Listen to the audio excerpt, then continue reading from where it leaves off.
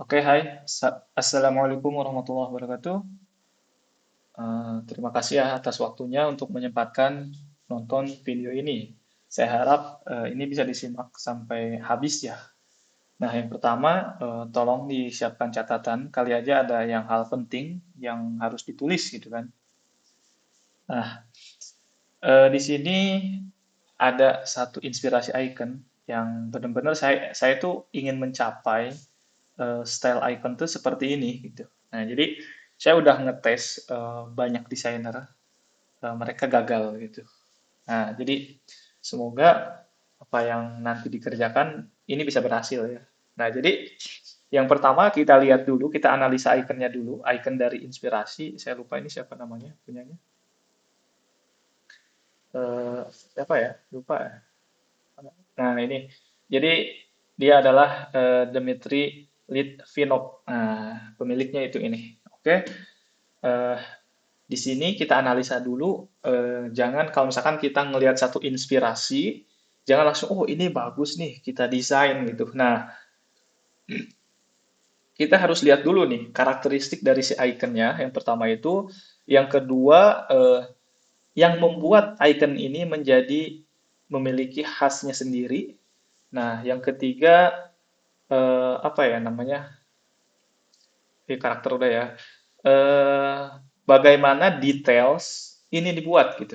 Nah, detailsnya gitu. Jadi icon itu kan ada macam-macam lah gitu. Ada yang kecil, ada yang medium, dan ada yang eh, besar gitu. Nah, jadi yang kecil itu kayak yang pixel per pack, yang 24 atau 32 pixel gitu headboardnya.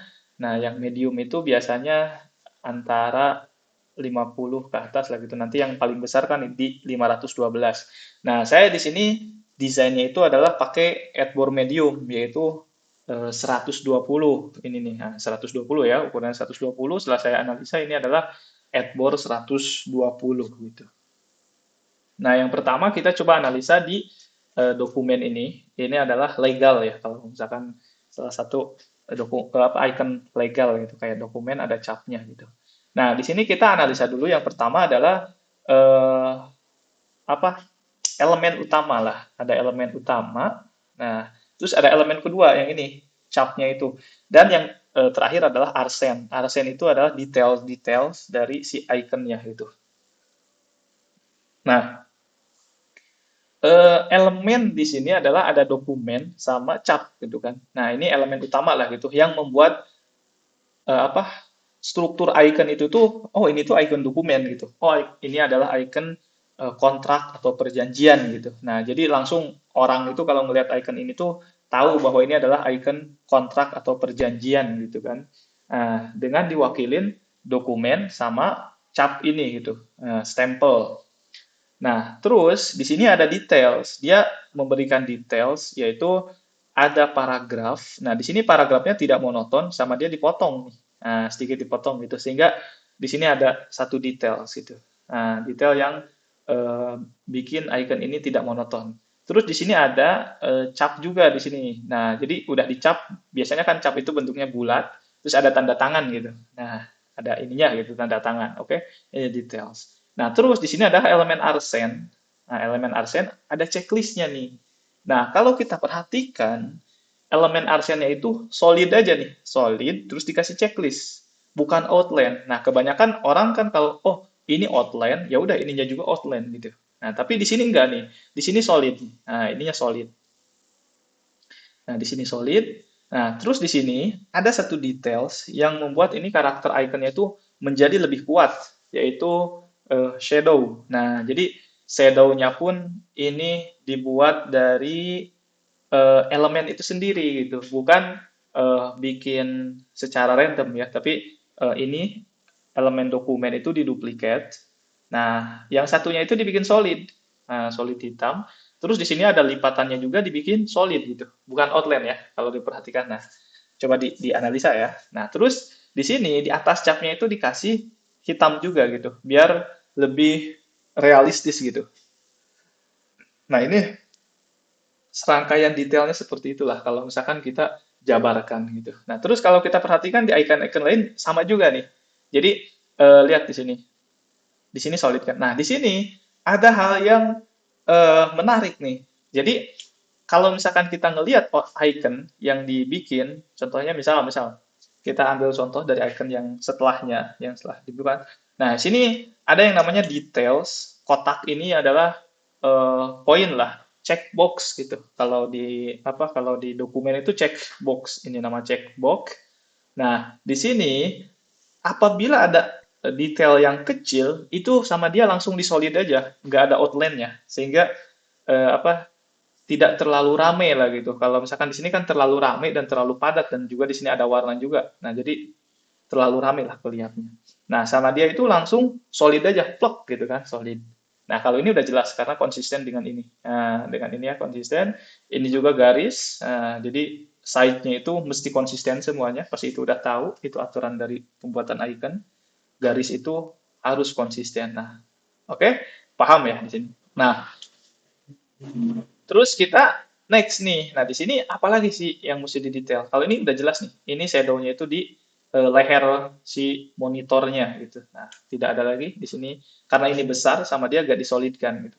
Nah, dijadiin white space. Nah, kita balik lagi kita next ke apa? Tangan, jabat tangan gitu. Nah, ini deal gitu, dokumen deal lah misalkan. Nah, di sini sama ada satu detail juga di sini ada yang namanya details yang kecil langsung solid gitu. Nah, di sini dokumennya ininya solid, dibikin solid dan ininya putih gitu. Nah, di sini ada terputus. Nah, kalau bisa antara putusan ini tuh harus konsisten juga dengan kalau misalkan ada yang putus-putus dari yang lain kayak misalkan ini nih. Nah, di jarak antara ini tuh berapa, ini berapa. Nah, itu optikal mata aja dikira-kira enaknya segimana gitu. Nah, itu harus diperhatikan gitu. Nah, di sini bagian bajunya itu dibikin solid nih. Nah, jadi mesti jeli pemilihan antara mana solidnya, mana yang harus line gitu. Nah, di sini udah jelas pasti konsisten sini. Nah, karena ini besar ya. Jadi checkbox-nya itu dibikin bulat solid, terus ada checklistnya. Di sini juga sama, kotak solid, ada checklistnya gitu. Nah, di sini kalau kita perhatikan di laptop ini ada apa? Di sini kan ada keyboard ya harusnya keyboard, tapi sama dia di skip aja keyboardnya karena ini udah mewakili nih, si layar ini udah mewakili bahwa ini adalah laptop gitu kan. Terus bawahnya itu dibikin shadow ya, solid ini solid hitam. Ini juga trackpadnya dibikin solid hitam gitu, nggak garis biasa. Nah, jadi saya harap bisa memilih mana sih gitu posisi solidnya itu yang mesti dipilih gitu. Nah, sampai ke bawah, ini bisa dianalisa dulu, dicermati lah gitu. Bagaimana cara dia membuat sebuah detail gitu. Jadi nggak semua bikin icon outline, semuanya harus jadi outline gitu sampai ke dalam-dalam. Kalau kita lihat di sini contoh yang udah dibikin, nah semua sampai ke dalam-dalam outline. Nah, ini ada outline-nya gitu kan. Nah, ini akan membuat icon itu terlihat monoton. Nah, supaya lebih dinamis, nah kita bikin seperti inilah gitu. Nah, oke, semoga paham. Nah, kita masuk ke apa sih gitu yang saya butuhkan nantinya. Nah, terus jadi supaya saya nanti ke depannya bisa misalkan, oh ini mau disesuaikan. Nah, di sini ada beberapa adboard atau beberapa layer lah. Kita akan pisahkan di layer, gampang. Kita itu ngebuat pasti di sini dulu lah. Ada raw version gitu. Nah, raw itu benar-benar mentah gitu. Benar-benar bisa diedit sampai detail gitu. Nah, di sini kalau kita tiru nih, ada elemen apa aja sih gitu. Nah, jadi semuanya harus utuh nih. Raw version ini harus utuh. Nah, jadi nanti ngedesain dulu semua dalam bentuk raw, dalam bentuk raw. Atau bisa begini, ini teknik aja, nanti bisa diterapkan kalau misalkan ini nyaman untuk digunakan gitu dan cepat, efisien gitu. Silahkan digunakan. Nah, ini kan pasti kita itu ngedesain satu icon itu seperti inilah gitu awalnya. Terus kita akan memotong garis overlapping gitu. Nah, overlapping yang tumpang tindih ini kan tumpang tindih. Nah, ini dipotong gitu. Nah, dipotong, tapi raw versionnya itu harus tetap ada. Kalau kita misalkan ini layer, kita bikin layer baru, di sini raw version misalkan. Raw version. Nah, kita tinggal ambil aja, kita mau motong apa gitu. Misalkan di sini ada expand, expand. Nah, terus kita copy aja dari sini Ctrl C. Nah, terus kita hilangkan dulu sini. Di sini Ctrl F misalkan. Nah, udah masuk sini. Ini raw. Nah, terus kita mau nge-expand nih. Nah, ceritanya mau nge-expand. Nah, mau expand. Ini kita kunci juga nih. Nah, hilangkan aja. Mau di-expand. Oke, kita Ctrl F. Nah, udah dari sini kan? Nah, udah dari sini kita klik aja ini Ctrl F. Nah, di sini silahkan di-expand. Enggak, maksudnya gini, dipotong dulu garisnya ya. Yang overlappingnya dipotong dulu. Nah, potongnya itu di mana sih posisinya gitu. Nah, jadi saya itu pengen dipotong gini karena aturan Canva kan nggak boleh ada garis rambut lah gitu bahasanya. Jadi di sini kan ada tumpang tindih garis nih. Nah, kalau bisa sedikit masuk gitu. Nah, jadi ini garis. Nah, jadi masuk di sini nih. Jangan di sini motongnya, tapi di sini nih sedikit aja nih. Nah, terus yang bawah juga sama. Ternyata ini udah potong. Aku belum. Nah, oke. Nah, udah potong ya.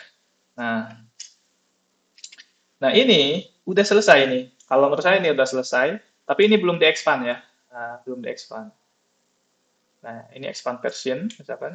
Kita ambil dulu teksnya, biar enak lah. Salah. Ctrl C, nah, di sini F. Nah, oke. Di sini expand version. Nah, kita expand aja ini. Nah, expand. Nah, anggap yang di sini udah ada ya, yang raw-nya. Hanya raw gitu lah, udah ada raw version. Nah, raw version. Oke, di sini expand. Ini udah di-expand. Nah, ini udah di-expand, udah tinggal nge-finish lah gitu. Nah, nge-finishnya gimana sih? Jadi, mana sih objek yang mesti utuh gitu kan? Nah, ini utuh, ini utuh.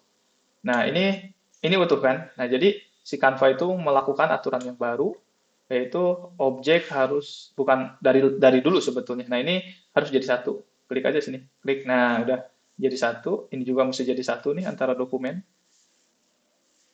Nah, oke. Kita ke belakang. Ini lupa. Oke. Nah, kita ke belakangin aja ini. Nah, ini udah di belakang ya. Nah, ini di atas. Nah, ini terus putihnya jangan dibolongin. Udah gini aja. Ini salah satu objek. Nah, putih. Misalkan kalau kita ganti warna, ini hitam nih. Kayak yang itu. Hitam. Lupa. Oh, ini hitam juga ya. Nah, ini hitam. Kalau perhatikan di sini. Nah, hitam ya.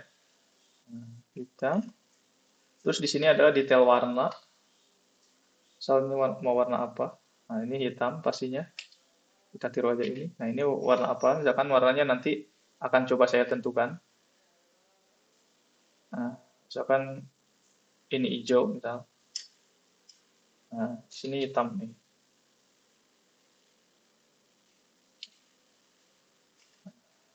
Terus ini misal hijau. Nah, ini checklist harus beda warnanya. Nah, ini udah putih kan? Putih itu salah satu yang beda. Nah, jadi pasti udah tahu bahwa Canva itu menerbitkan aturan bahwa maksimal adalah 5 warna. Nah, ini harus dimaksimalin. Saya pengen ini tuh bisa diganti warnanya. Nah, jadi ini merah lah gitu, merah. Nah, Nah, ini udah oke nih. Nah, kalau kita lihat sini, nah ini. Nah, jadi ini sama kan sama ini. Nah, ini dibedain aja gak apa-apa. Yang penting tidak maksimalnya itu 5 warna. Selama ini warnanya masih 1, 2, 3, 4. Oke, masih aman lagi tuh. 4 warna masih aman. Nah, terus yang bagian warnanya seperti apa?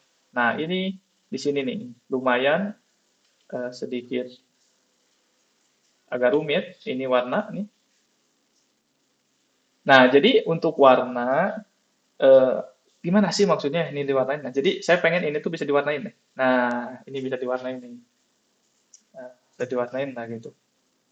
Nah, jadi ini kan ada bolong nih. Nah, berarti kita harus jeli juga. Di mana sih yang pas untuk ngewarnainnya gitu. Nah, ini kan begini. Nah, jadi pengen full dimaksimalin bagian-bagian yang mesti diwarnain gitu. Nah, untuk color versionnya ini simple aja.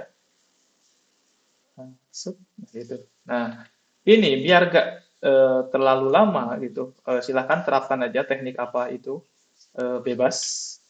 Nah, kalau saya biasanya itu pakai teknik, misalkan ini mau diwarnain, ini bikin aja gini. Nah, biasanya saya kasih warna gradien, biar membedakan antara warna yang lain gitu. Gradien, ini ke belakangin aja. Nah, ini gini. Nah, kita pilih objeknya yang ini. Nah, objek yang ini kan, ini kita eh, Ctrl C, terus Ctrl F, jadi di atas kan. Kita ganti warnanya dulu ke warna yang beda dari yang lain juga. Misalkan gradien lagi nih. Nah, ini gini, terus ini. Select dua-duanya, terus kita ke sini, di sini. Nah, merge. Nah, ini kan udah nih. Nah, kita pilih aja. Ini yang luar kita buang, yang ini kita buang juga.